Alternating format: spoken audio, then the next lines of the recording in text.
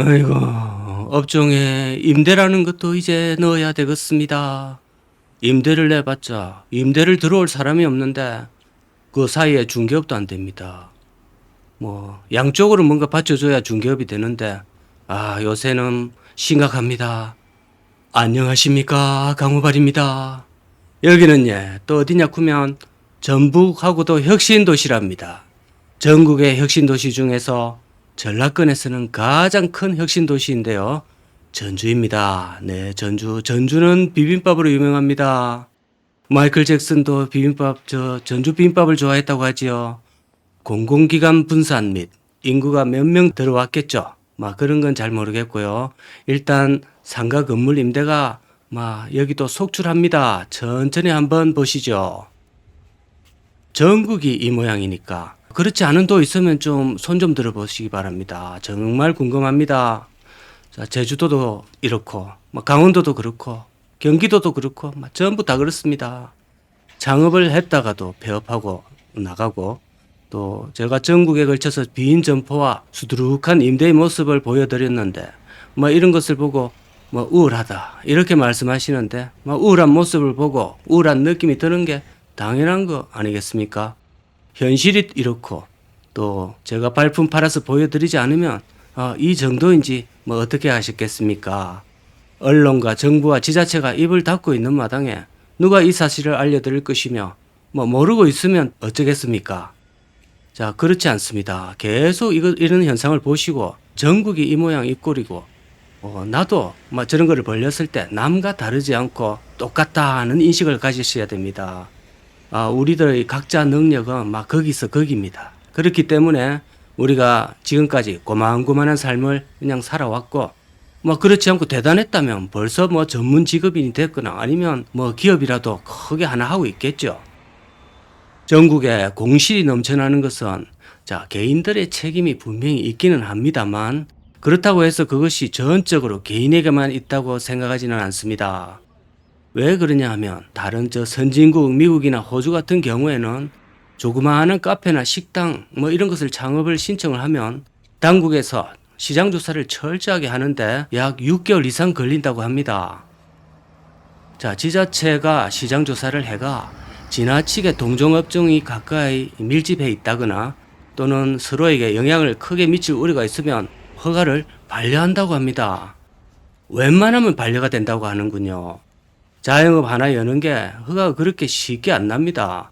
최소한 경쟁자가 주변에서 난립하는 그런 현상은 어느 정도 간 차원에서 관리를 한다고 합니다. 그런데 한국은 정말 그런 거 생각 없습니다. 무조건 조건만 맞으면 미개할 정도로 그냥 남발이 되고 있습니다. 그런데 이 조그마한 국토에서 벌어지는 모습을 한번 보세요. 전신에 건물 짓고 상가 짓고 허가를 남발하고 사흘들이 망하고 자영업자들 망하는 거 상관없이 세금은 또 꼬박꼬박 내야 됩니다. 물론 그 책임이 전적으로 공무원에게만 있는 것은 아닙니다. 공무원은 시킨 대로 법에 있는 대로 그대로 실행하는 그런 어떤 로봇 같은 그런 존재지요. 입법 단계에서 어떤 제도적 장치 같은 것이 이 마련이 되어야 되겠습니다. 공무원의 허가 행위가 통제가 되어야 되고 또 그래야 되는데 제도적 방안도 없고 그냥 한마디로 고삐가 다 풀려 있습니다. 결국 가장 큰 피해자는 맨 마지막 소비자인 개인에게 모든 책임이 전가되고, 허가를 남발하고 또 줏대 없이 세금을 남발한 또 돈을 빌려준 은행은 별로 피해가 없습니다. 책임 주체들은 아무런 책임도 지지 않는 구조가 되어 있습니다.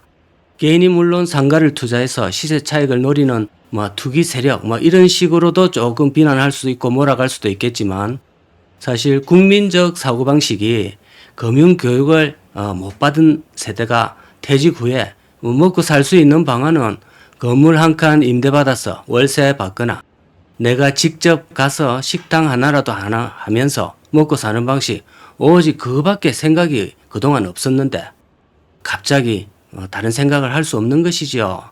자기 윗세대가 해오던 그 방식, 땅은 거짓말하지 않는다 또는 부동산은 어디 가지 않는다 등의 구세대가 자주 한 말들이 있습니다. 그걸 듣고 자라왔고, 또 구시대는 그 자신들이 누려왔던 고성장 시대의 잔재가 있는데 그런 생각이 하루아침에 고쳐지지가 않는 것이지요. 그래서 이제라도 정말 생각을 좀 바꿔야 됩니다. 부동산에서 마음을 완전히 이제 접고 이제는 노후 대책이라는 게 부동산을 확 사서 2배, 3배 튀겨가지고 큰 돈을 벌어야만이 노후 대책이 되는 거라는 그런 생각에서 벗어나야 되고, 내가 가게라도 해서 돈을 많이 벌은 자가 누리는 혜택이 노후 대책이 아니다는 이런 생각을 가지셔야 됩니다. 자, 비록 공장 노동자라 하더라도 매달 수십만 원에 불과한 돈이라도 긴 세월 동안 미국 같은 나라에서 진행 중인 연금 형식의 투자를 오랫동안 하도록 유도해서 그럴 필요가 없도록 되어야 합니다. 모두가 평화로운 은퇴의 혜택을 누리면서 기업도 여러분이 평생 투자한 돈으로 성장하고 그런 세련된 방식의 노후 대책을 추구해야 됩니다. 정말 이제는 급합니다. 실제로 요즘 국회에서 이제 노후 빈곤에 대해서 심각하게 인식하기 시작했고 연금 개혁 등에 대해서도 계속 논의하고 있다지요. 그동안 노후 대책이라는 것이 제가 젊은 시절에만 해도 그런 단어도 없었습니다.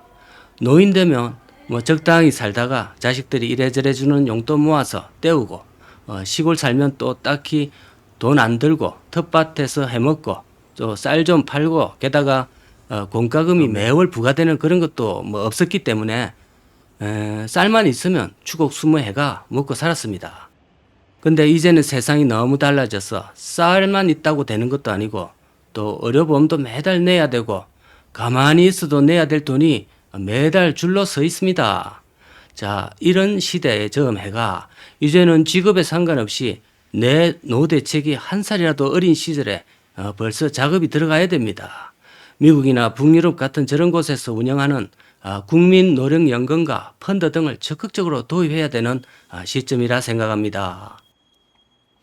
개인 스스로의 사고방식 개선도 필수입니다. 건물 때려짓고 아파트 짓고 상가 짓고 분양하고 이런 거 더 이상 이제 안 통합니다. 아파트가 생활비 줍니까? 상가는 이제 들어오지도 않습니다. 자영업은 계속 해먹을 게 없습니다. 여러분이 오랫동안 소액이라도 꾸준히 적립을 해가 은퇴를 해서 장기간의 수익률과 함께 불어난 돈으로 안정된 노후가 보장되는 그런 것이야말로 경제 대국에 맞는 모습입니다. 그런 기본적인 마인드가 없기 때문에 워렌 버핏이 투자가 40년 동안 연평균 23%라는 그 놀라운 마치 신의 영역에 가까운 그 수익률이 우리 한국인들에게는 별로 대단하게 안 나왔다는 이유가 맨날 상가 아파트 갭 투자해가 2배, 3배 이런 소리에 익숙해져 있다 보니까 웬만한 수익률은 귀에 또 들어오지도 않는 현상이 우리 한국에는 만연하고 있습니다. 자, 죽을 때까지 일해야 되는 그런 의식에서 좀 벗어나서 60대 이후로는 나 은퇴자다 떳떳하고 품위 있게 말할 수 있는 그런 사회가 됐으면 좋겠습니다. 전주 혁신의 공실은 또 계속 이어집니다. 오늘도 감사합니다.